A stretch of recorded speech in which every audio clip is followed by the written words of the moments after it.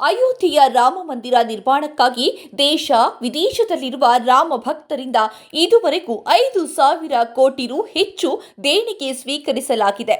ಈಗಲೂ ರಾಮ ಭಕ್ತರು ನಿರಂತರವಾಗಿ ದೇಣಿಗೆಯನ್ನ ನೀಡುತ್ತಿದ್ದಾರೆ ಎಂದು ಶ್ರೀರಾಮ ಜನ್ಮಭೂಮಿ ತೀರ್ಥ ಕ್ಷೇತ್ರ ಟ್ರಸ್ಟ್ ತಿಳಿಸಿದೆ. ಅಯೋಧ್ಯೆಯಲ್ಲಿ ನಿರ್ಮಾಣವಾಗುತ್ತಿರುವ ರಾಮ ಮಂದಿರದಲ್ಲಿ ಇದೇ 22ರಂದು ರಾಮಲಲ್ಲಾ ಮಹಾಮಸ್ತಾಭಿಷೇಕ ನಡೆಯಲಿದೆ. ದೇವಾಲಯದ ಮೊದಲ ಮಹಡಿಯನ್ನ ಭಕ್ತರು ನೀಡಿದ ದೇಣಿಗೆಯ ಬಡ್ಡಿಯ ಹಣದಿಂದ ನಿರ್ಮಿಸಲಾಗಿದೆ ಎಂದು ಹೇಳಿದೆ.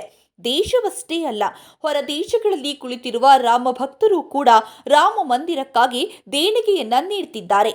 ನಾವು ದೇಶದ ಬಗ್ಗೆ ಮಾತನಾಡೋದಾದರೆ ರಾಮ ಮಂದಿರಕ್ಕಾಗಿ ದೇಣಿಗೆ ನೀಡಿದವರಲ್ಲಿ ಖ್ಯಾತ ಕಥೆಗಾರ ಮತ್ತು ಆಧ್ಯಾತ್ಮಿಕ ಗುರು ಮೊರಾರಿ ಬಾಪು ಅವರ ಹೆಸರು ಅಗ್ರಸ್ಥಾನದಲ್ಲಿದೆ. ಅವರು 11.3 ಕೋಟಿ ರು ನೀಡಿದ್ದಾರೆ ಎಂದು ತಿಳಿಸಿದೆ.